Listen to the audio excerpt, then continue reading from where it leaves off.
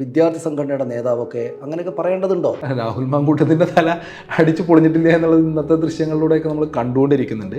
പല്ലിൻ്റെ കുഴപ്പങ്ങൾ പോലും നിങ്ങൾ പരിഹസിക്കുകയാണ്. ഞാൻ പറഞ്ഞത് രാഷ്ട്രീയം പറയുമ്പോൾ അത് പറഞ്ഞാൽ പോരെ. അതായത് സംഘപരിവാരത്തിന് ഹിതകരമല്ലാത്തതൊന്നും പഠിക്കേണ്ടതില്ല. അതിപ്പോൾ കേരളത്തിലാണെങ്കിലും ഡൽഹിയിലാണെങ്കിലും സമരത്തിനിറങ്ങുന്ന ഘട്ടത്തിൽ സമരത്തിന് ഉണ്ടായേക്കാവുന്ന പ്രത്യാഘാതങ്ങളെ സംബന്ധിച്ചൊക്കെ നല്ല ബോധ്യത്തോടെ ആയിരിക്കുമല്ലോ ഇറങ്ങുന്നുണ്ടാകും. പിണറായി വിജയൻ്റെ പോലീസാണ് എന്ന ധൈര്യമുള്ളതുകൊണ്ടല്ലേ ആർഷോ ഇങ്ങനെ വളരെ റഫായിട്ട് പെരുമാറുന്ന പോലീസിനോട്? നിങ്ങൾ രണ്ടുപേരും തമ്മിൽ രാഷ്ട്രീയ വ്യത്യാസം എന്താണെന്ന് നാട്ടുകാരോട് നിങ്ങൾ പറയാം. ക്യാമ്പസിൽ അവരുടെ നാവായും ശബ്ദമായും ഉണ്ടാകുന്ന ഏക വിദ്യാർത്ഥി സംഘടന SFI ആണ്. ആർഷോ തന്നെ എന്തോ എനിക്കിവിടെ ആവർത്തിക്കാൻ പറ്റാത്ത തരത്തിലൊരു പദപ്രയോഗം നടത്തിയതാണ്. അപ്പോൾ നിങ്ങൾ സമരം ചെയ്തുകൊണ്ട് എന്തുണ്ടാവാനാണ്? അവർക്ക് അതിനുള്ളകത്ത് പങ്കെടുക്കാനുള്ള അവകാശമുണ്ടല്ലോ ജനാധിപത്യപരമായിട്ട്. പരിപ്പ് വന്നിട്ടുണ്ടോ, അതിൽ ഉപ്പിട്ടിട്ടുണ്ടോ എന്നുള്ളതൊക്കെയാണ് പ്രശ്നം. പക്ഷെ ഞങ്ങളുടെ വിഷയം ഇതല്ല. നിങ്ങളിപ്പോൾ പോലീസുകാരോട് കക്കൂസ് കഴുകാൻ പറയുമ്പോഴും അല്ലെ കക്കൂസ് കഴിക്കാൻ പോരെ എന്ന് ചോദിക്കുമ്പോഴും നിങ്ങൾ ഈ പാൻപരാഗ് ഖാൻ എന്നൊക്കെ എഴുതിയിടുമ്പോഴും നിങ്ങളുടെ മുതിർന്ന ആളുകൾ വിളിക്കുകയില്ലേ നിങ്ങളെ ഈ MP ഗോവിന്ദൻ മാഷും പിണറായി വിജയനൊക്കെ അഴിച്ചു വിട്ടിരിക്കുകയാണോ? ഈ സംഘടന തകർന്നു കഴിഞ്ഞാൽ മാത്രമേ വലതുപക്ഷ രാഷ്ട്രീയത്തിന് കേരളത്തിൽ വളമൊഴുക്കാൻ വേണ്ടി കഴിയൂ എന്നുള്ളതിനെ സംബന്ധിച്ച് നല്ല ബോധ്യമുള്ള. ഇപ്പോൾ ഈ മറ്റേ നിങ്ങൾക്ക് മര്യാദക്ക് ഇംഗ്ലീഷിൽ പോസ്റ്റർ എഴുതാൻ പോലും അറിയില്ല എന്നാണ് ആളുകളെല്ലാം പറയുന്നത്. ഗവർണർ 5-10 ആളുകളെ ഒരു സമിതിയിലേക്ക് നോമിനേറ്റ് ചെയ്തുകൊണ്ട് മാത്രം ഉണ്ടായ സമരമല്ല, വിശാലമായുള്ള ഒരു രാഷ്ട്രീയ പ്രശ്നം അതിനകത്ത് പിന്നിൽ SFI കാണുന്നുണ്ട്. ചാൻസലറെ സംബന്ധിച്ച് അദ്ദേഹത്തിന് ഇവിടെ നിന്ന് ഈ ആളുകളുടെ പേരുവരം കിട്ടി.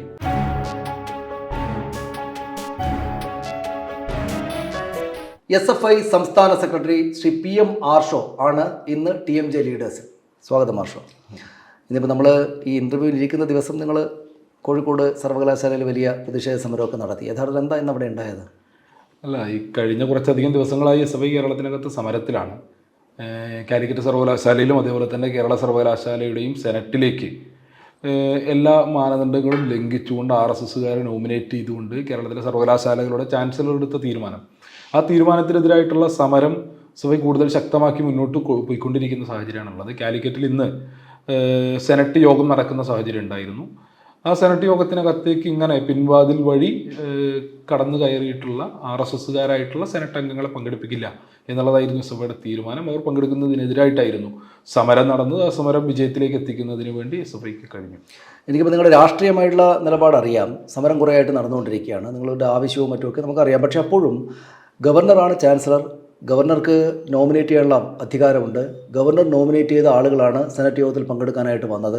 അപ്പോൾ നിങ്ങൾ സമരം ചെയ്തുകൊണ്ട് എന്തുണ്ടാവാനാണ്? അവർക്ക് അതിനുള്ളകത്ത് പങ്കെടുക്കാനുള്ള അവകാശമുണ്ടല്ലോ ജനാധിപത്യപരമായിട്ട്. അല്ല, ഇതിൽ ഈ കഴിഞ്ഞ ദിവസം മാധ്യമങ്ങളുടെ മുൻപിൽ തന്നെ സർവകലാശാലകളുടെ ചാൻസലർ വളരെ കൃത്യമായി പറയുന്നുണ്ട്, എൻ്റെ ഉദ്ദേശം കാവ്യവൽക്കരണമാണ്.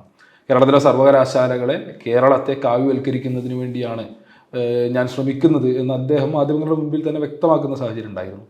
ആ ശ്രമത്തെ അനുവദിക്കില്ല എന്നുള്ളതാണ് SFIയുടെ നിലപാട്.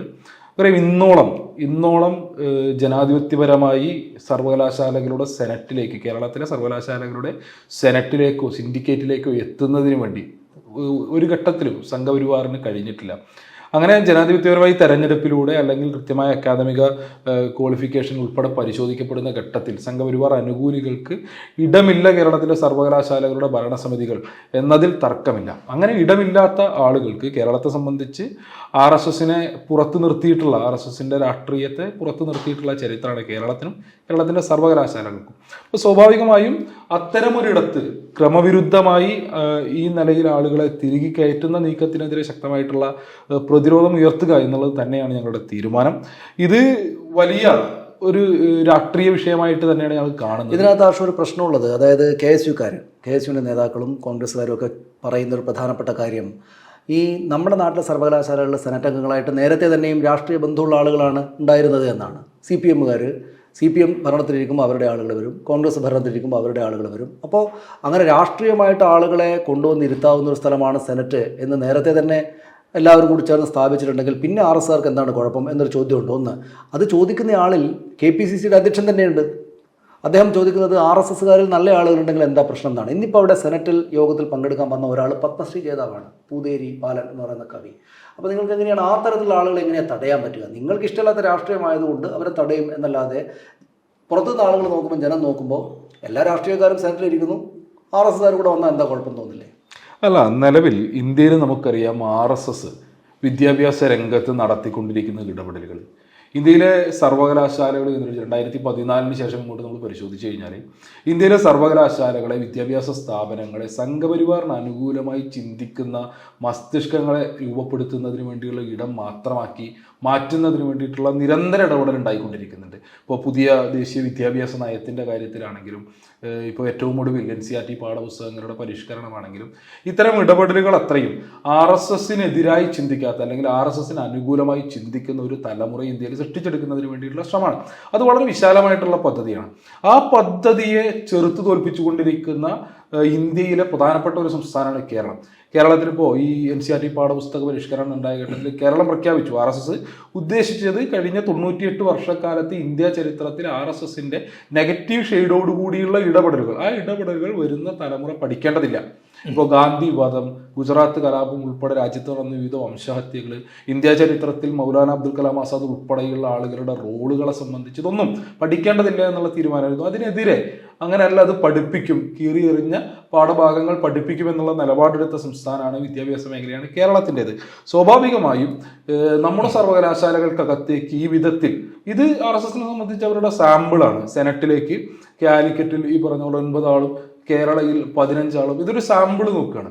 ഇങ്ങനെ കയറ്റി ഇതിൻ്റെ തുടർച്ചയിൽ ഭരണസമിതികൾക്കകത്തേക്ക് സംഘപരിവാർ അനുകൂലമായി ചിന്തിക്കുന്ന ആളുകളെ കുത്തി നിറയ്ക്കുന്നതിന് വേണ്ടിയും അവർക്ക് അനുകൂലമായി സർവകലാശാലകളെ മാറ്റുന്നതിന് വേണ്ടിയിട്ടുള്ള ബോധപൂർവമായിട്ടുള്ള ശ്രമമാണ്. അതിനെ ചെറുത്തു തോൽപ്പിക്കുക എന്നുള്ളത് കേരളത്തിൻ്റെ രാഷ്ട്രീയ നിലപാടാണ്. KPCC പ്രസിഡന്റ് ഉൾപ്പെടെ UDFന്റെ കൺവീനർ ഉൾപ്പെടെ നിലവിൽ ഈ സമരം, അപ്പോൾ യഥാർത്ഥത്തിൽ ഇതിപ്പോൾ ഒരു ഗവർണർക്കെതിരായിട്ടുള്ള സമരമല്ല, ഗവർണർ 5-10 ആളുകളെ ഒരു സമിതിയിലേക്ക് നോമിനേറ്റ് ചെയ്തുകൊണ്ട് മാത്രം ഉണ്ടായ സമരമല്ല, വിശാലമായുള്ള ഒരു രാഷ്ട്രീയ പ്രശ്നം അതിനകത്ത് പിന്നിൽ SFI കാണുന്നുണ്ട്. തീർച്ചയായിട്ടും വളരെ വിശാലമായിട്ടുള്ള രാഷ്ട്രീയ പ്രശ്നമുണ്ട്. കേരളം പുറത്തു നിർത്തിയിട്ടുള്ള RSSന്റെ രാഷ്ട്രീയത്തെ കേരളത്തിനകത്തേക്ക് ഒളിച്ചു കടത്തുന്നതിന് വേണ്ടിയിട്ടുള്ള ശ്രമമാണ് നിലവിൽ ഗവർണർ ഉപയോഗപ്പെടുത്തിക്കൊണ്ട് RSS കേന്ദ്രങ്ങൾ നടത്തിക്കൊണ്ടിരിക്കുന്നത്. ആ ശ്രമത്തിനെതിരായിട്ടുള്ള സമരം സ്വാഭാവികമായും കേരളം വേഴ്സസ് RSS എന്നുള്ള സമരമാണ്. ആ സമരത്തിലാണ് ഇപ്പോൾ നിലവിൽ KPCC പ്രസിഡന്റ് ഉൾപ്പെടെയുള്ള ആളുകൾ ഞങ്ങൾ RSSന്റെ പക്ഷത്താണ്. പക്ഷേ ഈ RSSകാരിൽ നല്ല ആളുകളുണ്ടെങ്കിൽ അവരുകൂടെ വന്നാൽ എന്താ കുഴപ്പമെന്ന് ചോദിക്കുന്നതിന് എങ്ങനെയാ മറുപടി പറയുക? അല്ല, ഇതിൽ ഈ പറഞ്ഞ ആളുകളെ ഉപയോഗപ്പെടുത്തിക്കൊണ്ട് RSSന്റെ രാഷ്ട്രീയം നല്ലതല്ല എന്നുള്ളതിനെ സംബന്ധിച്ച് നമുക്കൊക്കെ ധാരണയുണ്ട്. എന്നാൽ ആ ധാരണ ഇല്ലാത്ത ആളാണ് KPCC പ്രസിഡന്റ് എന്ന് പലകുറി അദ്ദേഹം തെളിയിച്ചിട്ടുള്ളതാണ്. അതിൻ്റെയൊക്കെ ഭാഗമായിട്ടാണല്ലോ RSS ശാഖകൾക്ക് സംരക്ഷണം ഒരുക്കുന്നതിനടക്കം പോയതിന്റെ ചരിത്രം വീമ്പായി പുള്ളി പറഞ്ഞുകൊണ്ടിരിക്കുന്നത്. അപ്പോൾ RSSന്റെ രാഷ്ട്രീയം ആരെ ഉപയോഗപ്പെടുത്തിയും ഇതിനകത്ത് ഇംപ്ലിമെന്റ് ചെയ്യുന്നതിന് വേണ്ടിയിട്ടുള്ള ശ്രമമാണ്. അത് ചെറുക്കപ്പെടേണ്ടതാണ്. ഇപ്പോൾ ഏറ്റവും എന്താ പറയുക, ജനപ്രീതിയുള്ള മുഖങ്ങളെയൊക്കെ ഉപയോഗപ്പെടുത്തിക്കൊണ്ട് RSSന്റെ രാഷ്ട്രീയം ഇഞ്ചക്ട് ചെയ്യുന്നതിന് വേണ്ടിയിട്ടുള്ള ശ്രമങ്ങളൊക്കെ നടക്കുന്നുണ്ടല്ലോ. അപ്പൊ അത്തരത്തിൽ എത്ര മികച്ച ആളാണ് എങ്കിലും കടത്തി വിടാൻ വേണ്ടി ശ്രമിക്കുന്നത് RSSന്റെ രാഷ്ട്രീയമാണ്. ആ രാഷ്ട്രീയം ഇപ്പോൾ നമ്മളെ സംബന്ധിച്ചിടത്തോളം രാജ്യം ഭരിക്കുന്ന ഒരു രാഷ്ട്രീയമാണ് RSSന്റെ സംഘപരിവാരത്തിന്റെ രാഷ്ട്രീയം. അവരാണല്ലോ പിന്നിൽ BJPയുടെ നിൽക്കുന്നത്. നമ്മുടെ പ്രധാനമന്ത്രി അടക്കമുള്ള ആളുകൾ RSSകാരാണ്. അപ്പോൾ അവർക്ക് പക്ഷേ, അല്ലെങ്കിൽ RSSനെ പറ്റി നല്ലത് ചിന്തിക്കുന്ന RSSകാരൊക്കെ ആയിട്ടുള്ള ആളുകൾക്ക്, BJPക്കാർക്ക് CPM പറ്റി അഭിപ്രായമുണ്ട്. CPM ശരിയായ രാഷ്ട്രീയക്കാരല്ല, പക്ഷേ അവർ ആളുകളെ എത്രയും കാലം നുഴഞ്ഞ് കയറ്റിക്കൊണ്ടിരിക്കുകയായിരുന്നു. ഇപ്പം ഞങ്ങൾ ചെയ്യുന്നത് എന്താ കുഴപ്പമെന്ന് അവർ വിചാരിക്കില്ലേ? അതെന്താ നിങ്ങൾ രണ്ടുപേരും തമ്മിലുള്ള രാഷ്ട്രീയ വ്യത്യാസം എന്താണെന്ന് നാട്ടുകാരോട് നിങ്ങൾ പറയാം. അല്ല, അതിനകത്ത് ഇത് നേരത്തെ CPM അനുകൂലികളായിട്ടുള്ള ആളുകൾ മുഴുവൻ സെനറ്റിലുണ്ടായിരുന്നു, കോൺഗ്രസ്സുകാരും ഉണ്ടായിരുന്നു. ഇപ്പോൾ RSSകാർ കൂടി വരുന്നത് എന്താ കുഴപ്പമെന്ന് അവർ ചോദിക്കും. അല്ല, ഇതിൽ സർവകലാശാലകളുടെ സെനറ്റിലേക്ക് ഇപ്പോൾ ഞങ്ങൾ ഈ സമരത്തിന്റെ ആദ്യഘട്ടം മുതൽ ഉയർത്തിയ ചോദ്യമുണ്ട്. ചാൻസലറെ സംബന്ധിച്ച് അദ്ദേഹത്തിന് എവിടെ നിന്ന് ഈ ആളുകളുടെ പേരുവിവരം കിട്ടി? അദ്ദേഹം ഈ ഘട്ടം വരെ അത് വെളിപ്പെടുത്താൻ വേണ്ടി തയ്യാറായിട്ടില്ല. അദ്ദേഹം പറഞ്ഞത് എനിക്ക് ആരെയും ബോധിപ്പിക്കേണ്ട കാര്യമില്ല എന്നുള്ളതാണ്. അപ്പോൾ കേരളത്തിലെ നിയമസഭ പാസാക്കിയ നിയമം മൂലം സർവകലാശാലകളുടെ ചാൻസലറായിരിക്കുന്ന ആളാണ് അദ്ദേഹം ഈ നോമിനേഷനുമായി ബന്ധപ്പെട്ട് യൂണിവേഴ്സിറ്റികളോട്, 2 യൂണിവേഴ്സിറ്റികളോടും ലിസ്റ്റ് ആവശ്യപ്പെട്ടു യോഗ്യരായിട്ടുള്ള ആളുകളുടെ വിവരം നൽകുന്നതിന് വേണ്ടി. ആ വിവരം യൂണിവേഴ്സിറ്റികൾ പരിശോധന നടത്തി ലിസ്റ്റ് കൊടുത്തു. ആ ലിസ്റ്റ് പരിഗണിക്കാതെ അത് മാറ്റിവെച്ച് ഇദ്ദേഹം പുതിയൊരു ലിസ്റ്റ് അവതരിപ്പിക്കണം. ഇത് എവിടെ നിന്ന് കിട്ടി? ഇത് BJP ഓഫീസിൽ നിന്നല്ലാതെ മറ്റൊരിടത്തു നിന്നും അദ്ദേഹത്തിന് കിട്ടുക എന്നുള്ളത് സാധ്യമല്ല. അങ്ങനെ BJP ഓഫീസിൽ നിന്നും കൊടുക്കുന്ന ലിസ്റ്റ് പ്രകാരം നിയമിക്കേണ്ടുന്ന ആളല്ല ചാൻസലർ. അദ്ദേഹം ഭരണഘടനാ പദവിയിലിരിക്കുന്ന വ്യക്തിയാണ്, സർവകലാശാലകളുടെ ചാൻസലറാണ്. ഇദ്ദേഹം ആളുകളെ ആവശ്യപ്പെടേണ്ടുന്നത് സർവകലാശാലകളോടാണ്. അതല്ലാതെ BJP ഓഫീസിൽ നിന്ന് കൊടുക്കുന്ന ലിസ്റ്റ് പ്രകാരം സർവകലാശാലകളുടെ സെനറ്റിലേക്ക് നോമിനേഷൻ നടത്തുന്നത് അത് ശരിയായിട്ടുള്ള രീതിയല്ല. അതിനെതിരായിട്ടാണ് ഞങ്ങളുടെ സമരം. പക്ഷേ അതിൽ സംഗതിവശാൽ അല്ലെങ്കിൽ ഭരണഘടനാ ദത്തമായിട്ടുള്ള അധികാരം അദ്ദേഹത്തിനുണ്ട്. അതായത് അത് ശരിയോ തെറ്റോ, പാർട്ടി ഓഫീസിൽ നിന്ന് വാങ്ങാമോ, RSSകാരെ തിരികെ കയറ്റാമോ എന്ന ചോദ്യങ്ങൾ രാഷ്ട്രീയമായിട്ട് അവിടെ ഉള്ളപ്പോൾ തന്നെ ഗവർണർക്ക് ആരിഫ് മുഹമ്മദ് ഖാന് അദ്ദേഹത്തെ ഇരിക്കുന്ന പദവിയുടെ ഒരു ബലമനുസരിച്ച് ഭരണഘടനാ ദത്തമായിട്ട് തന്നെയും അദ്ദേഹത്തിന് തീരുമാനമെടുക്കാനുള്ള അവകാശമുണ്ട്. എന്നുവെച്ചാൽ നിങ്ങൾക്ക് ടെക്നിക്കലി തടയാൻ പറ്റില്ല, കോടതിയിൽ പോയാൽ പോലും തടയാൻ പറ്റില്ലല്ലോ. അപ്പോൾ പിന്നെ സമരം ചെയ്തിട്ട് എന്താ? നിലവിൽ ഇതിനകത്ത് പല ആളുകളെയും നിയമിച്ചിട്ടുള്ളത് അതിൻ്റെ എല്ലാ മാനദണ്ഡങ്ങളും ലംഘിച്ചുകൊണ്ടാണ്. ഇപ്പോൾ കേരള സർവകലാശാലയിൽ 4 വിദ്യാർത്ഥികളുടെ നോമിനേഷൻ, 4 ABVP യൂണിറ്റ് പ്രസിഡന്റുമാരെ കേരള സർവകലാശാലയുടെ സെനറ്റിലേക്ക് ഇദ്ദേഹം നോമിനേറ്റ് ചെയ്തു. ആ നോമിനേഷനുമായി ബന്ധപ്പെട്ട് വളരെ കൃത്യമായി സർവകലാശാല ആക്റ്റിൽ പറഞ്ഞു വെച്ചിട്ടുണ്ട് എങ്ങനെയായിരിക്കണം എന്നുള്ളത്.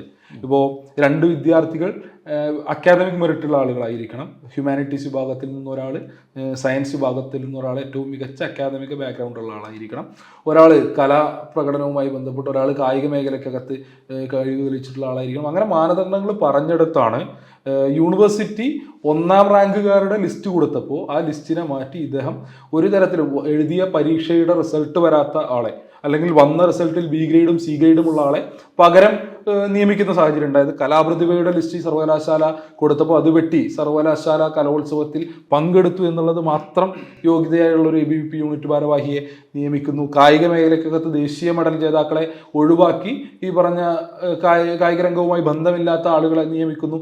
ഇതിനെ ചോദ്യം ചെയ്തുകൊണ്ട് നിലവിലെ വിദ്യാർത്ഥികൾ കോടതിയെ സമീപിക്കുകയും കോടതി ആ 4 നോമിനേഷനുകൾ സ്റ്റേ ചെയ്യുകയും ചെയ്യുന്ന സാഹചര്യം ഉണ്ടായിട്ടുണ്ട്. ഈ വിധത്തിൽ മാനദണ്ഡങ്ങൾ പാലിക്കാതെ അടക്കം ഈ നിലയിൽ ചാൻസലറെ സംബന്ധിച്ച് സെനറ്റിലേക്ക് എത്തുന്നതിന് വേണ്ടി അദ്ദേഹം കാണുന്ന ഏക യോഗ്യത RSS ആയിരിക്കുക എന്നുള്ളത് മാത്രമാണ്. ആ മാനദണ്ഡം മാത്രം വെച്ചുകൊണ്ട് നടത്തിക്കൊണ്ടിരിക്കുന്ന നോമിനേഷനുകൾ കോടതി ഉൾപ്പെടെ സ്റ്റേ ചെയ്യുന്ന നിലയുണ്ട്. നിയമ പോരാട്ടം ഉൾപ്പെടെ, ഈ രാഷ്ട്രീയ സമരത്തോടൊപ്പം നിയമ പോരാട്ടം ഉൾപ്പെടെ സഭയിൽ മുന്നോട്ട് കൊണ്ടുപോകും. ഇതിലിപ്പോൾ രാഷ്ട്രീയ പോരാട്ടം നടത്തുന്നുണ്ട് സഭ. പക്ഷേ അത് കുറേയേറെ അതിരുവിട്ടൊരു സമരമായി ഇന്ന് നാട്ടുകാർക്ക് തോന്നിയാൽ അവരെ കുറ്റപ്പെടുത്താൻ പറ്റും. അതായത് നിങ്ങളിപ്പോൾ ഗവർണർ കോഴിക്കോട് വന്നിറങ്ങുമ്പോൾ ഗവർണർക്കെതിരെ അതിശക്തമായിട്ടുള്ള സമരമാണുള്ളത്. നിങ്ങൾ എഴുതിയിരിക്കുന്ന പോസ്റ്ററിലെ വാചകങ്ങളൊക്കെ പ്രകോപനം ഉണ്ടാക്കുന്നതാണെന്ന് പറയുന്ന ആളുകളുണ്ട്. അപ്പോൾ അങ്ങനെ സമരം സംഗതി വലിയ രാഷ്ട്രീയ പ്രശ്നമാണെങ്കിൽ പോലും സമരം കുറച്ച് കടന്നതായി പോയി എന്ന അഭിപ്രായമുള്ള ആൾക്കാരോട് എന്താ പറയുക? അല്ല, ഈ സമരത്തിനകത്ത് ഇതിൻ്റെ ആരംഭം മുതൽ ഇങ്ങോട്ട് ഏറ്റവും ജനാധിപത്യപരമായിട്ടായിരിക്കണം ഈ സമരം മുന്നോട്ട് പോകേണ്ടുന്നത് എന്നുള്ളതിനെ സംബന്ധിച്ച് ഞങ്ങൾക്ക് നല്ല ധാരണയുണ്ടായിരുന്നു.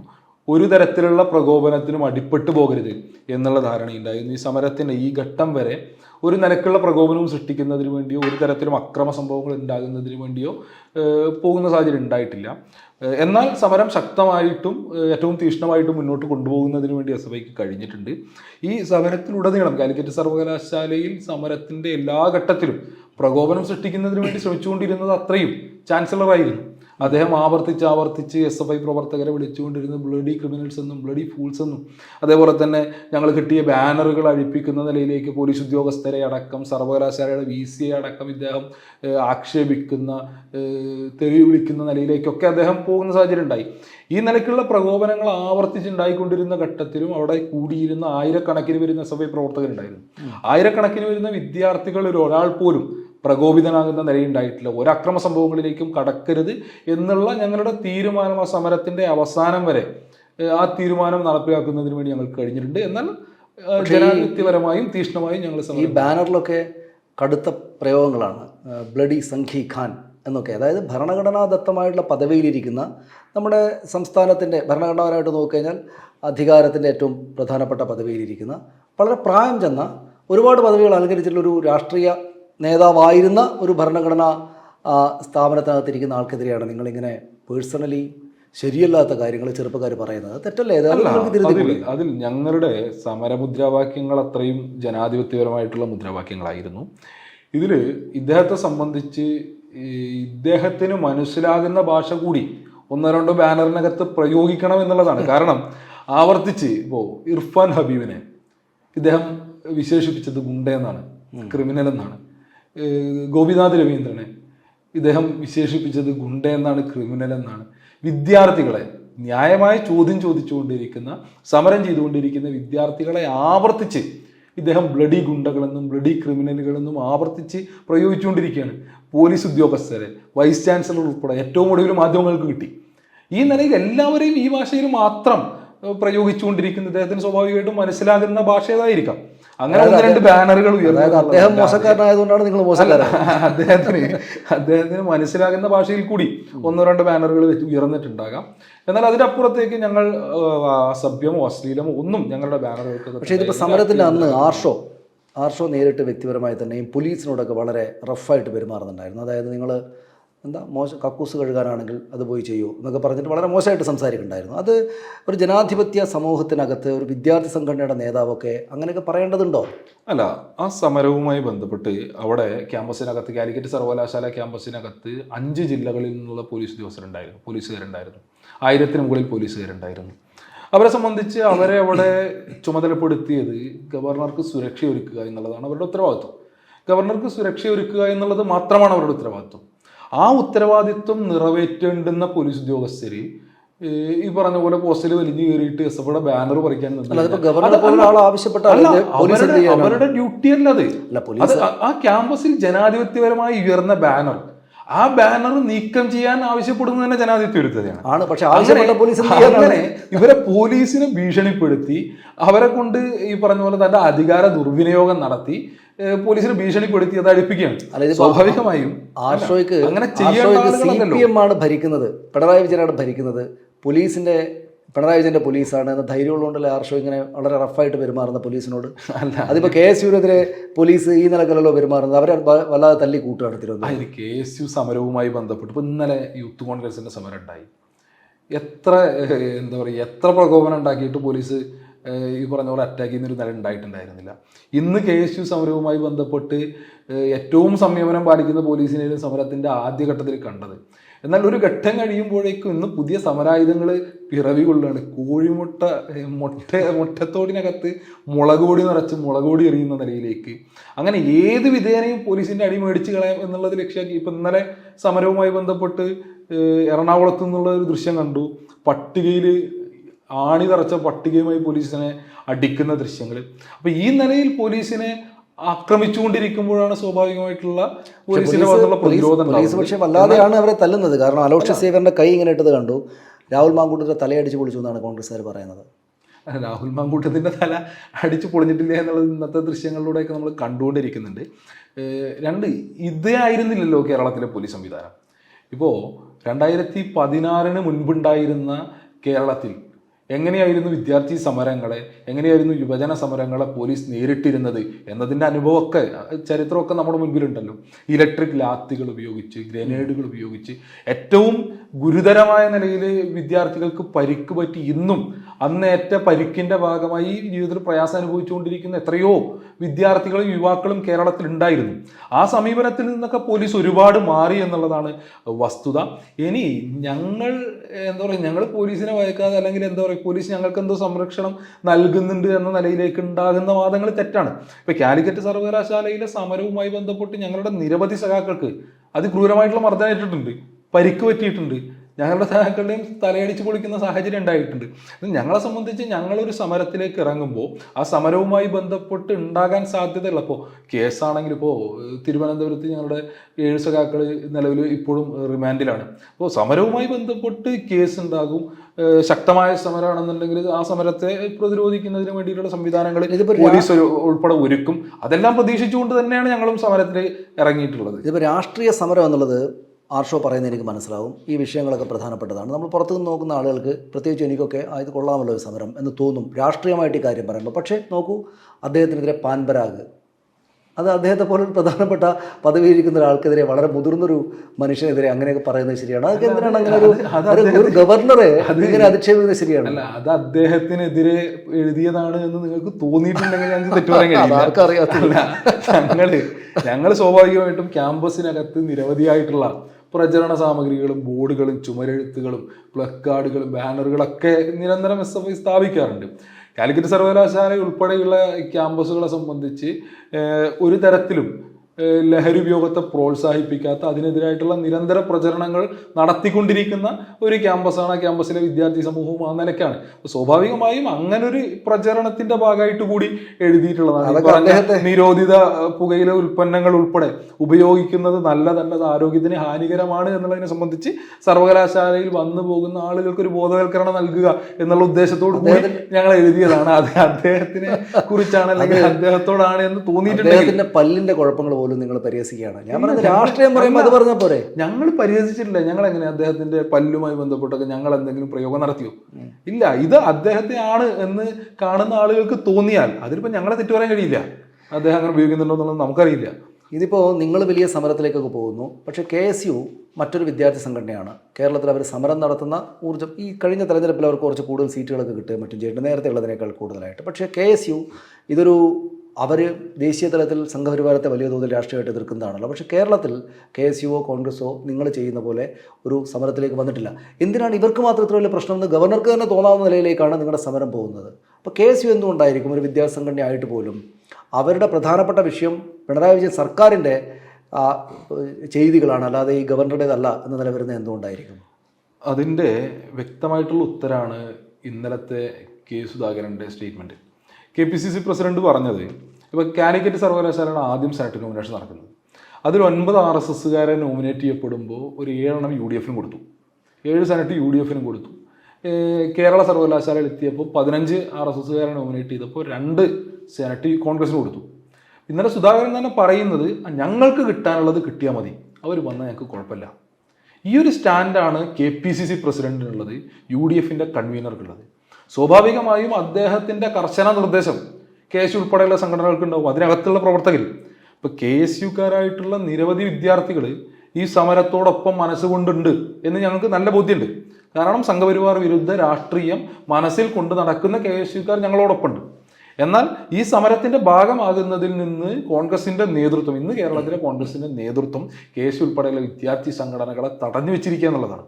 അത് ഈ നാടിനോട് ചെയ്യുന്ന വലിയ തെറ്റാണ് എന്നുള്ളത് ഒരു ഘട്ടം കഴിയുമ്പോൾ കേരളത്തിലെ കോൺഗ്രസ്സുകാർക്ക് മനസ്സിലാകുന്നു. അതായത് പക്ഷേ ഇന്നലെ അലോഷ്യസ് സേവ്യർ ഇതുപോലെ തന്നെ എനിക്ക് മുന്നിലിരുന്നു. അലോഷ്യസ് സേവ്യർ പറയുന്നത് ഈ കാലിക്കറ്റ് സർവകലാശാല സെനറ്റിൽ 2 SFIക്കാരും ഉണ്ട്, അല്ലെങ്കിൽ ഇടതുപക്ഷക്കാരും ഉണ്ട്, അവരോട് പിൻവാങ്ങാൻ SFIയും CPMO ആവശ്യപ്പെടുന്നില്ലല്ലോ എന്നാണ് അദ്ദേഹം ഒരു ചോദ്യമായിട്ട് ഉന്നയിച്ചത്. അതെന്തുകൊണ്ടാണ്? ഇല്ല, അത് തന്നെ വളരെ തെറ്റായിട്ടുള്ളൊരു വാദമാണ്.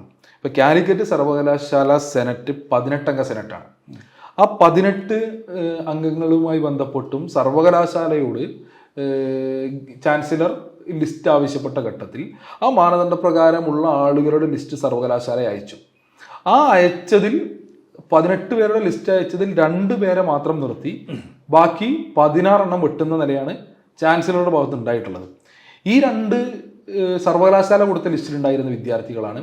അവരെ സംബന്ധിച്ച് അവർ സർവകലാശാല ആ ലിസ്റ്റ് കൊടുക്കാൻ കാരണം എന്നുള്ളത് കൃത്യമായിട്ടുള്ള അക്കാദമിക് മെറിറ്റിൻ്റെ ഭാഗമായിട്ടാണ്.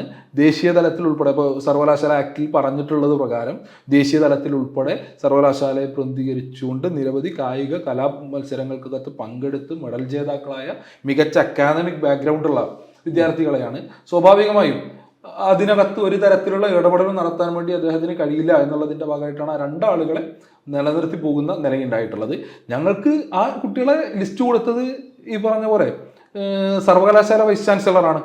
ഞങ്ങളുടെ ചോദ്യം അത്രയും KSUക്കാരും കോൺഗ്രസ്സുകാരും ലീഗുകാരും ഉൾപ്പെട്ട ലിസ്റ്റ് ആര് കൊടുത്തു ചാൻസലർക്ക്? ഇന്നലെ പ്രതിപക്ഷ നേതാവ് പറഞ്ഞിട്ടുണ്ട്, ഞങ്ങളോട് ലിസ്റ്റ് നിരന്തരം ആവശ്യപ്പെട്ടു, പക്ഷെ ഞങ്ങൾ കൊടുത്തില്ല, ചാൻസലർ കൊടുത്തില്ല എന്ന് പ്രതിപക്ഷ നേതാവ് പറഞ്ഞു. എന്നാൽ ഇവരുടെ ലിസ്റ്റ് ആര് കൊടുത്തു? ആര് കൊടുത്ത ലിസ്റ്റ് പ്രകാരമാണ് ചാൻസലർ വെച്ച സെനറ്റ് അംഗങ്ങളുടെ പട്ടികയിൽ ഇവർ കയറിയിട്ടുള്ളത് എന്നുള്ളതാണ് ഞങ്ങളുടെ ചോദ്യം. ഇപ്പോൾ കഴിഞ്ഞ ദിവസങ്ങളിൽ KC വേണുഗോപാൽ ഉൾപ്പെടെ പറഞ്ഞിട്ടുണ്ട് ഈ ലിസ്റ്റ് BJP ഓഫീസിൽ നിന്ന് കൊടുത്തുവിട്ട ലിസ്റ്റാണ്. അങ്ങനെ BJP ഓഫീസിൽ നിന്ന് കൊടുത്തുവിട്ട ലിസ്റ്റിൽ എങ്ങനെ കോൺഗ്രസ്സുകാർ, എങ്ങനെ ലീഗുകാർ എന്നുള്ളതാണ് ഞങ്ങളുടെ ചോദ്യം. ഇതിനകത്ത് സാധാരണ ആളുകൾക്ക് വലിയ സമരമായിട്ട് നടക്കുകയാണ്. കേരളത്തിലെ സമീപകാലത്ത് കാണാത്തത്ര വലിയ രൂക്ഷമായിട്ടുള്ള സമരം, പ്രത്യേകിച്ചും ഗവർണർ ഇറങ്ങി പുറത്തേക്കൊക്കെ നടന്ന് വലിയ ഷോ ഒക്കെ നടത്തിയിട്ട് ഇങ്ങനെ സമരം നടക്കുമ്പോൾ സാധാരണക്കാരായ നാട്ടുകാർക്ക് എന്താണ് ഇതിൻ്റെ പ്രശ്നം എന്നൊരു തോന്നലുണ്ടാകും. ഇപ്പോൾ സെനറ്റിലേക്ക് RSSകാർ വന്നാൽ എന്താണ് പ്രശ്നം? സർവകലാശാല സെനറ്റ് എന്ന് വെച്ചാൽ ഏത് വിധത്തിലാണ് ഇത്ര പ്രധാനപ്പെട്ട ഒരു കാര്യമാകുന്നത്? ഇപ്പോൾ വളരെ ലോജിക്കലായിട്ട് ചിന്തിച്ചാൽ ഇപ്പോൾ നിയമസഭയിൽ, സംസ്ഥാന നിയമസഭയിൽ കോൺഗ്രസിൻ്റെയും മുസ്ലിം ലീഗിൻ്റെയും CPMൻ്റെയും CPIയുടെയും ഒക്കെ ആളുകളാണ്. RSSൻ്റെയോ BJPയുടെയോ ഒറ്റ ആൾ പോലും ഇല്ല. അപ്പോൾ സ്വാഭാവികമായിട്ടും സംസ്ഥാന നിയമസഭയ്ക്കകത്ത് ഇല്ലാത്തൊരു രാഷ്ട്രീയ പാർട്ടിയുടെ ആളുകളെ ഗവർണർ വല്ലാത്ത തോതിൽ ആളുകൾ തിരികെ കയറ്റുമ്പോൾ അതിനകത്തൊരു ശരിയല്ലായ്മയുണ്ട് എന്ന് വളരെ ബേസിക്കായിട്ട് തന്നെ ആലോചിച്ചാൽ മനസ്സിലാവും. പക്ഷേ SFI കരുതുന്നത് ഈ സെനറ്റ് പോലുള്ളൊരു സംവിധാനത്തിനകത്തേക്ക് ഈ രാഷ്ട്രീയമുള്ള ആളുകൾ വന്നാൽ എന്താണ് കുഴപ്പം എന്ന് ആർഷോക്ക് വിശദീകരിച്ചാൽ പറയാൻ പറ്റും. അല്ല, ഇതിൽ ഞാൻ നേരത്തെ പറഞ്ഞു ഇതൊരു സാമ്പിളാണ്. ഈ സാമ്പിൾ സെനറ്റിൽ ആളുകൾ വന്നിട്ട് എന്താ അവർക്ക് ചെയ്യാൻ പറ്റുക? സ്വാഭാവികമായും ഇതിൻ്റെ തുടർച്ചയിൽ സിൻഡിക്കേറ്റ് തെരഞ്ഞെടുപ്പ് നടക്കും. നിലവിലുള്ള അവസ്ഥ വെച്ച് കാലിക്കറ്റ് സർവകലാശാലയുടെ സിൻഡിക്കേറ്റിലേക്ക് ഒരു RSSകാരനെ എത്തിക്കാൻ വേണ്ടി കഴിയുന്ന ആളുകളുടെ എണ്ണം കാലിക്കറ്റിൽ നിലവിൽ നോമിനേറ്റ് ചെയ്യപ്പെട്ടിട്ടുണ്ട്. ഇപ്പുറത്ത് കേരളയിൽ ഒന്നിലധികം RSSകാർ സർവകലാശാലയുടെ സിൻഡിക്കേറ്റിലേക്ക് എത്തിക്കാൻ കഴിയുന്ന എണ്ണത്തിലുള്ള RSSകാർ നോമിനേറ്റ് ചെയ്യപ്പെട്ടിട്ടുണ്ട്. അപ്പോൾ സ്വാഭാവികമായിട്ടും അങ്ങനെ സിൻഡിക്കേറ്റിലേക്ക് തുടർന്ന് വിവിധ അക്കാദമിക് ബോഡികൾക്കകത്തേക്ക് ഈ സിൻഡിക്കേറ്റ് ഉൾപ്പെടെയുള്ള സംവിധാനങ്ങളാണല്ലോ നമ്മുടെ സിലബസ് ഉൾപ്പെടെയുള്ള കാര്യങ്ങൾ അടക്കം സർവകലാശാലയുടെ മുന്നോട്ട് പോക്ക് ഏത് ദിശയിലായിരിക്കണം എന്നുള്ളതിനെ സംബന്ധിച്ചൊക്കെയുള്ള തീരുമാനങ്ങൾ എടുക്കേണ്ടത്. അത്തരം ഭരണസമിതികൾക്കകത്തേക്ക് സംഘപരിവാരത്തെ നുഴഞ്ഞിട്ടാണ്. ഇപ്പം ഇതിൽ സെനറ്റിലേക്ക് എത്തുന്നത് രണ്ട് തരത്തിൽ. ഇപ്പം നോമിനേഷൻ അല്ലാതെ വലിയൊരു ശതമാനം ഇലക്ഷനിലൂടെയാണ്, തെരഞ്ഞെടുപ്പിലൂടെയാണ്. വിവിധ മണ്ഡലങ്ങൾ, ഇപ്പോൾ വിദ്യാർത്ഥി മണ്ഡലത്തിൽ നിന്ന് അധ്യാപകരുടെ, സ്കൂൾ അധ്യാപകരുടെ, പ്രൈവറ്റ് കോളേജ് അധ്യാപകരുടെ, ജനപ്രതിനിധികളുടെ ഒക്കെ മണ്ഡലങ്ങളിൽ നിന്നും സെനറ്റ് അംഗങ്ങളുണ്ടാവും. ഇതെല്ലാം തെരഞ്ഞെടുപ്പിലൂടെയാണ് കടന്നു വരിക. ഈ തെരഞ്ഞെടുപ്പ് നടക്കുന്ന ഒരു മണ്ഡലത്തിലും ജയിപ്പിക്കാൻ വേണ്ടി ഒരു RSS അനുഭാവിയെ ജയിപ്പിക്കുന്നതിന് വേണ്ടിയുള്ള കരുത്ത് നിലവിൽ കേരളത്തിലെ അക്കാദമിക ലോകത്ത് RSSനില്ല. അങ്ങനെ ഇല്ലാത്ത ആളുകളാണ് പിൻവാതിൽ വഴി ഇങ്ങനെ കടത്തി കൊണ്ടുവരുന്നതിന് വേണ്ടി ശ്രമിക്കുന്നത്. ഇത് എല്ലാ ഫെഡറൽ സംവിധാനങ്ങളെയും വെല്ലുവിളിച്ചുകൊണ്ടാണ്. നമ്മൾ ഇന്ത്യ ഒരു ഫെഡറൽ സംവിധാനത്തിലെ അടിസ്ഥാനപ്പെടുത്തി മുന്നോട്ട് പോകുന്ന രാജ്യമാണല്ലോ. ആ ഫെഡറലിസത്തെ അടക്കം വെല്ലുവിളിച്ചുകൊണ്ടാണ് ഈ നിലയിലുള്ള RSS പദ്ധതിയുടെ നടത്തിപ്പുകാരനായി ചാൻസലർ മാറിക്കൊണ്ടിരിക്കുന്നത്. അതുകൊണ്ട് തന്നെയാണ് ഇത് അങ്ങേയറ്റം ഗൗരവകരമാകുന്നത്. ഇത് പാർശ്വ SFI കുറേ വർഷങ്ങളായിട്ട് തന്നെ ഈ RSS വൽക്കരണം ഈ വിദ്യാഭ്യാസ മേഖലയിലാകേണ്ടത് ദേശീയ തലത്തിലെ കാര്യങ്ങൾ ചൂണ്ടിക്കാണിച്ചിട്ടൊക്കെ നിരന്തരമായിട്ട് പ്രസംഗിക്കാൻ പറയുകയൊക്കെ ചെയ്യുന്നത്. എന്താണ് ഇപ്പോൾ ഇത്രയും കാലമായല്ലോ നരേന്ദ്രമോദി സർക്കാർ വന്നിട്ട്, എന്താണ് നമ്മുടെ വിദ്യാഭ്യാസ മേഖലയിൽ ഈ നിലക്ക് ദോഷകരമായിട്ട് ഉള്ളതായിട്ടുള്ളത്? നമ്മൾ പഴയ കാലത്ത് പഠിക്കുന്ന കുട്ടികൾ പോലെ തന്നെ ഇപ്പം പഠിക്കുകയല്ലേ, എന്താണ് അത്രക്ക് വലിയ ദോഷകരമായിട്ട് SFI കാണുന്നത്? ഇതിൽ പൊതുവിദ്യാഭ്യാസ മേഖലയാണെങ്കിലും ഉന്നത വിദ്യാഭ്യാസ മേഖലയാണെങ്കിലും പാടെ തകർക്കുന്നതിന് വേണ്ടിയിട്ടുള്ള ശ്രമം നടന്നുകൊണ്ടിരിക്കുന്നുണ്ട്. ഇപ്പോൾ പൊതുവിദ്യാഭ്യാസ മേഖലയുമായി ബന്ധപ്പെട്ട് ഈ കഴിഞ്ഞ മാസങ്ങളിൽ ഇന്ത്യയുടെ പാർലമെൻറ്റിൽ കേന്ദ്ര സർക്കാർ തന്നെ പറഞ്ഞ കണക്ക് പ്രകാരം 12.5 ലക്ഷത്തിന് മുകളിൽ കുട്ടികൾ ഇന്ത്യയിൽ 1-ാം ക്ലാസ്സിൽ ചേരാൻ വേണ്ടി കഴിയാത്ത, 6 വയസ്സ് പൂർത്തിയായി 1-ാം ക്ലാസ്സിൽ ചേരാൻ വേണ്ടി കഴിയാത്ത കുട്ടികളുണ്ട് എന്നുള്ളതാണ് സർക്കാരിൻ്റെ ഔദ്യോഗിക കണക്ക്. സ്വാഭാവികം യാഥാർത്ഥ്യം എന്നുള്ളത് അതിൻ്റെ എത്രയോ ഇരട്ടിയായിരിക്കും.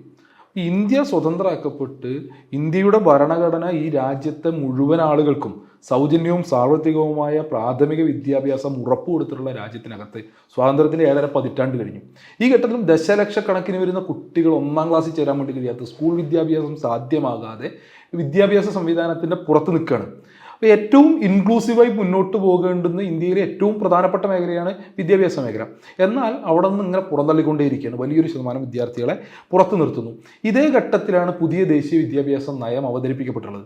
ആ ദേശീയ വിദ്യാഭ്യാസ നയം പറഞ്ഞു വെക്കുന്നത് പൊതുവിദ്യാലയങ്ങൾ വേണ്ടതില്ല, സർക്കാർ സ്കൂൾ നടത്തണ്ട. സ്കൂൾ നടത്തുക എന്നുള്ളത് സർക്കാരിനെ സംബന്ധിച്ച് ലാഭകരമായിട്ടുള്ള പണിയല്ല. അത് സ്വകാര്യ ഏജൻസികൾ നടത്തിക്കോട്ടെ, സ്വകാര്യ മാനേജ്മെൻറ്റുകൾ സ്കൂൾ നടത്തിക്കോട്ടെ, സർക്കാരുകൾ ഈ പറഞ്ഞ പോലെ വിദ്യാഭ്യാസ മേഖലയ്ക്കകത്ത് നിന്ന് പിന്മാറണം എന്ന് പറഞ്ഞു വെക്കുന്ന ഒരു വിദ്യാഭ്യാസ നയം അവതരിപ്പിക്കപ്പെടുന്നു. അപ്പോൾ ഇതിൻ്റെ തുടർച്ചയിൽ ഇപ്പോഴുള്ളതിൻ്റെ ഇരട്ടി വിദ്യാർത്ഥികൾ, ഇപ്പോൾ സർക്കാർ സ്കൂൾ ഉള്ളതുകൊണ്ട് മാത്രം സ്കൂളിൻ്റെ തിന്നവരെത്താൻ വേണ്ടി കഴിഞ്ഞ വലിയൊരു ശതമാനം വിദ്യാർത്ഥികളുണ്ട്. അവരെ കൂടി ഈ വിദ്യാഭ്യാസ ക്രമത്തിൽ നിന്ന് പുറന്തള്ളുന്നതിന് വേണ്ടിയിട്ടുള്ള പ്രവർത്തനം നമുക്കറിയാം. ഇപ്പോൾ കേരളത്തിൽ നമ്മൾ കാസർഗോഡ് നിന്ന് തിരുവനന്തപുരത്തേക്ക് പോകുന്ന വഴിയിൽ 6 വയസ്സ് പൂർത്തിയായി 1-ാം ക്ലാസ്സിൽ ചേരാൻ വേണ്ടി കഴിയാത്തൊരു കുട്ടിയെ നമുക്ക് കാണാൻ വേണ്ടി കഴിയില്ല. എങ്ങനത് സാധ്യമാകുന്നു എന്നുള്ളതിൻ്റെ ഉത്തരം നമ്മുടെ പൊതുവിദ്യാഭ്യാസ മേഖല മുഴുവൻ ആളുകളെയും ഉൾക്കൊള്ളാൻ കരുത്തുള്ളതാണ്. അപ്പോൾ പൊതുവിദ്യാഭ്യാസ സംവിധാനത്തെ ശക്തിപ്പെടുത്തിയിട്ടല്ലാതെ ഭരണഘടന സ്വപ്നം കണ്ടതുപോലെ മുഴുവൻ ആളുകൾക്കും പ്രാഥമിക വിദ്യാഭ്യാസം എന്ന ലക്ഷ്യത്തിലേക്ക് എത്താൻ വേണ്ടി കഴിയില്ല. എന്നാൽ അത് തകർക്കുന്ന ഇടപെടൽ പൊതുവിദ്യാഭ്യാസ മേഖലയുമായി ബന്ധപ്പെട്ട് അതിശക്തമായി സംഘപരിവാരം നടത്തിക്കൊണ്ടിരിക്കുന്നുണ്ട്. ഇനി പഠിക്കാൻ സ്കൂളിലെത്തുന്ന വിദ്യാർത്ഥികൾ എന്ത് പഠിക്കണം എന്നുള്ളതിനെ സംബന്ധിച്ചാണ് ഇപ്പോൾ NCERT പാഠപുസ്തകങ്ങളൊക്കെ പരിഷ്കരിച്ചുകൊണ്ട് RSS തീരുമാനിച്ചുകൊണ്ടിരിക്കുന്നത്. അതായത് സംഘപരിവാരത്തിന് ഹിതകരമല്ലാത്തതൊന്നും പഠിക്കേണ്ടതില്ല. ഇപ്പോൾ ഗാന്ധിയെ കൊലപ്പെടുത്തിയത് ഗോഡ്സെ എന്ന് പഠിക്കേണ്ടതില്ല. ഗോഡ്സെ ഗാന്ധിയെ കൊലപ്പെടുത്തുന്നതിന് ആവശ്യമായ പ്രചോദനം നൽകിയത് RSSന്റെ രാഷ്ട്രീയ പ്രത്യയശാസ്ത്രം എന്നുള്ളത് വരുന്ന തലമുറ അറിയേണ്ടതില്ല. അങ്ങനെ ഗാന്ധി വധത്തെ തുടർന്ന് ഇന്ത്യയിൽ നിരോധിക്കപ്പെട്ട സംഘടന RSS എന്നുള്ളത് വരുന്ന തലമുറ പഠിക്കേണ്ടതില്ല. അങ്ങനെ RSSന് ഹിതകരമല്ലാത്ത 98 വർഷക്കാലത്തെ ചരിത്രം പഠിക്കണം. അവരെന്തുദ്ദേശിക്കുന്നു അത് മാത്രം പഠിച്ചാൽ മതി എന്ന് നിശ്ചയിക്കുന്ന നിലയുണ്ടാകുന്നു. അതിൻ്റെ ഭാഗമായി സിലബസിൽ പാഠ്യപദ്ധതിക്കകത്ത് ജനാധിപത്യ വിരുദ്ധമായ മതവിദ്വേഷത്തിൽ അടിസ്ഥാനപ്പെടുത്തിയുള്ള ആശയങ്ങളൊക്കെ പാഠഭാഗങ്ങളുടെ ഭാഗമാണ്. ഗുജറാത്തിൽ ഇപ്പോൾ ഈ അടുത്ത് സ്കൂൾ വിദ്യാർത്ഥികൾക്ക് വേണ്ടി തയ്യാറാക്കിയ ഒരു ചോദ്യപേപ്പറിൽ ജനിച്ച ചോദ്യം എന്തിനാണ് ഗാന്ധി ആത്മഹത്യ ചെയ്തതെന്നുള്ളതാണ്. അത് അത്ര നിഷ്കളങ്കമായി പ്രത്യക്ഷപ്പെടുന്ന ഒന്നല്ല. അപ്പൊ ഈ നിലയിൽ പൊതുവിദ്യാഭ്യാസ മേഖലയ്ക്കകത്ത് ഇടപെടുന്നു. ഉന്നത വിദ്യാഭ്യാസ രംഗവുമായി ബന്ധപ്പെട്ട് പ്രധാനപ്പെട്ട സർവകലാശാലകളെ ലക്ഷ്യം വെച്ചുകൊണ്ട് സർവകലാശാലകളുടെ അക്കാദമിക് അന്തരീക്ഷം തകർക്കുന്നതിന് വേണ്ടി അല്ലെങ്കിൽ സംഘപരിവാറിന് അനുകൂലമായി ചിന്തിക്കുന്ന ഒരു തലമുറയെ നിർമ്മിച്ചെടുക്കുന്നതിന് വേണ്ടിയിട്ടുള്ള വളരെ വിശാലമായ പദ്ധതി.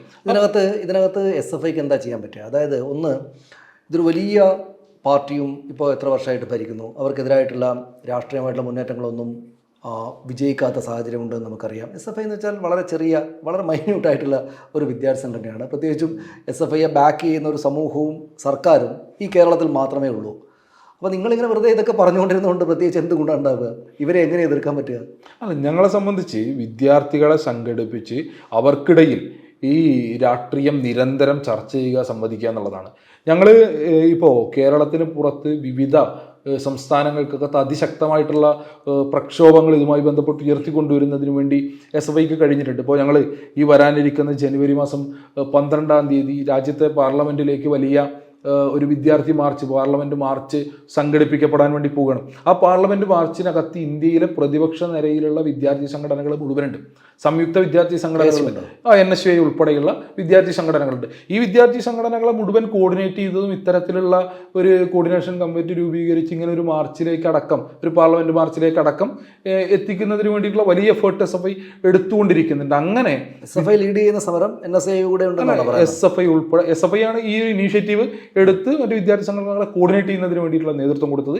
ആ സമരത്തിനകത്ത് NSU ഉണ്ട്, അതേപോലെ തന്നെ AISF, ഐസ ഉൾപ്പെടെയുള്ള വിവിധ സംഘടനകൾ, 16ഓളം സംഘടനകൾ, വിദ്യാർത്ഥി സംഘടനകൾ, രാജ്യത്തെ സംഘടനകൾ ഉൾക്കൊള്ളുന്ന ഒരു കോർഡിനേഷൻ കമ്മിറ്റി ഉണ്ടാക്കി വലിയൊരു മാർച്ചിലേക്ക് കടക്കാൻ വേണ്ടി പോകണം. അങ്ങനെ വിദ്യാർത്ഥി സമൂഹത്തിനിടയിൽ എങ്ങനെ രാജ്യത്തിന്റെ വിദ്യാഭ്യാസ മേഖലയെ തകർക്കുന്നതിന് വേണ്ടി സംഘപരിവാർ ഇടപെടൽ ഉണ്ടാകുന്നുണ്ട് എന്നുള്ളതിനെ സംബന്ധിച്ച് സമരം നടത്തുമ്പോൾ ഇവിടെ കേരളത്തിലാകുമ്പോൾ നിങ്ങളുടെ പോലീസ് നിങ്ങളെ വല്ലാതെ തല്ലില്ല. ആർഷോ എന്തെങ്കിലുമൊക്കെ വിളിച്ച് പറഞ്ഞാൽ അവർ പോട്ടെ എന്ന് വെക്കും. പക്ഷേ ഡൽഹിയിൽ പോയിട്ട് ചെയ്താൽ ഇതായിരിക്കില്ല, നല്ല അടികൊള്ളേണ്ടി വരില്ലേ? അല്ലാതെ ഇപ്പോൾ കേരളത്തിലാണെങ്കിലും ഡൽഹിയിലാണെങ്കിലും സമരത്തിനിറങ്ങുന്ന ഘട്ടത്തിൽ സമരത്തിന് ഉണ്ടായേക്കാവുന്ന പ്രത്യാഘാതങ്ങളെ സംബന്ധിച്ചൊക്കെ നല്ല ബോധ്യത്തോടെ ആയിരിക്കുമല്ലോ ഇറങ്ങുന്നുണ്ടാകുക. അപ്പോൾ ആ ബോധ്യത്തോടെ തന്നെയാണ് സമരത്തിലേക്ക് കടക്കുന്നത്. ഇപ്പോൾ ശക്തമായിട്ട് വിദ്യാർത്ഥികൾക്കിടയിൽ ഇപ്പോൾ നമുക്കറിയാം സംഘപരിവാർ രാജ്യത്ത് വിവിധ മേഖലകൾക്കകത്ത് അവർക്ക് വലിയ ആധിപത്യം സ്ഥാപിക്കുന്നതിന് വേണ്ടി കഴിഞ്ഞ ഘട്ടങ്ങളിലൊക്കെ തന്നെ അതിനെതിരെ വലിയ പ്രതിരോധത്തിന് ശബ്ദമായിട്ട് രാജ്യത്തെ ക്യാമ്പസുകൾ മാറിയിട്ടുണ്ട്. സംഘപരിവാറിന്റെ രാഷ്ട്രീയത്തിന് പിടികൊടുക്കില്ല എന്നുള്ള നിലപാട് എല്ലാ ഘട്ടത്തിലും രാജ്യത്തെ സർവകലാശാലകൾ ആവർത്തിച്ച് പ്രഖ്യാപിച്ചുകൊണ്ടിരിക്കുന്നുണ്ട്. ഇപ്പോൾ പൗരത്വ നിയമ ഭേദഗതിക്കെതിരായിട്ടുള്ള സമരം ആരംഭിക്കുന്നത് ക്യാമ്പസുകൾക്കകത്ത് നിന്നാണ്.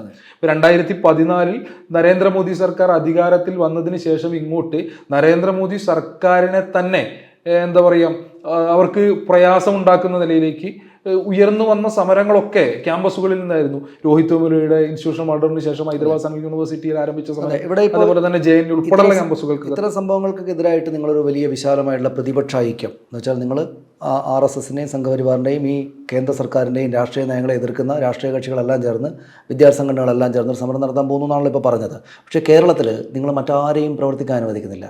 KSUവിന് നിങ്ങൾക്ക് ശക്തിയുള്ളിടത്ത് പ്രവർത്തിക്കാനേ പറ്റുന്നില്ല. യൂണിവേഴ്സിറ്റി കോളേജാണെങ്കിലും കേരളവർമ്മ കോളേജാണെങ്കിലും ഒക്കെ നിങ്ങൾ വലിയ ഏകാധിപത്യ കക്ഷികളായിട്ട് SFI ഇങ്ങനെ എത്രയോ വർഷങ്ങളായിട്ട് നിൽക്കുകയാണ്. അതെന്തുകൊണ്ടാണ്? നിങ്ങൾ ഈ പറയുന്ന പ്രതിപക്ഷ ഐക്യമൊക്കെ ഒന്നിച്ച് കൊണ്ടുപോകണമെങ്കിൽ അവർക്ക് കൂടെ പ്രവർത്തനാനുമതി നൽകുക. പ്രവർത്തനാനുമതി നിങ്ങൾ നൽകണ്ട, പ്രവർത്തനത്തിനുള്ള അവസരം നിഷേധിക്കാതിരിക്കാൻ നിങ്ങൾ അത് ശ്രമിക്കണ്ടേ? ഇത് വളരെ കാലങ്ങളായി നമ്മുടെ സമൂഹത്തിനകത്ത് ആവർത്തിച്ച് പറഞ്ഞുകൊണ്ടിരിക്കുന്ന വളരെ തെറ്റായിട്ടുള്ള ഒരു തോന്നലാണത്. ആ നിലയിൽ കേരളത്തിലെ ഒരു ക്യാമ്പസിനകത്തും ഒരു വിദ്യാർത്ഥി സംഘടനയ്ക്കും പ്രവർത്തിക്കുന്നതിന് വേണ്ടി ഒരു പ്രയാസമില്ല. ഇപ്പോൾ ഈ പറഞ്ഞ യൂണിവേഴ്സിറ്റി കോളേജ് ആണെങ്കിലും കേരളവർമ്മയാണെങ്കിലും ഈ തെരഞ്ഞെടുപ്പിനകത്ത് KSU മത്സരിച്ച അല്ലെങ്കിൽ KSU ഉൾപ്പെടെയുള്ള സംഘടനകൾ മത്സരിച്ച് ചെറിയ കുറച്ച് സീറ്റുകൾക്കകത്തേക്ക് മത്സരിച്ച് മുഴുവൻ പാനലിലേക്ക് മത്സരിച്ചിട്ടില്ല, പ്ലസ് ചില സീറ്റുകളിലേക്ക് മത്സരിക്കുന്ന നിലയുണ്ടായി. ഈ പറഞ്ഞ ക്യാമ്പസുകൾക്കകത്തൊക്കെ ആരും ആരെയും തടയാൻ വേണ്ടി പോയിട്ടില്ല. ഒരു വിദ്യാർത്ഥി സംഘടനയും തടയുന്നതിന് വേണ്ടി ഞങ്ങൾ എന്തായാലും പോയിട്ടില്ല. പക്ഷേ പലയിടങ്ങളിലും അവർക്ക് പ്രവർത്തിക്കുന്നതിന് വേണ്ടി ആളില്ല എന്നുള്ള പ്രശ്നമുണ്ട്. അതിപ്പോൾ ഞങ്ങളെ സംബന്ധിച്ച് ഞങ്ങളുടെ പ്രശ്നമല്ലല്ലോ. ഇവിടെ കേരളത്തിൽ ഒരു ക്യാമ്പസിനകത്തും ഒരു വിദ്യാർത്ഥി സംഘടനയ്ക്കും പ്രവർത്തന അനുമതി കൊടുക്കാൻ ഞങ്ങൾ ആരുമല്ല, അനുമതി നിഷേധിക്കാനും ഞങ്ങൾ ആരുമല്ല. അത് തന്നെയാണ് SFIയുടെ നിലപാട്.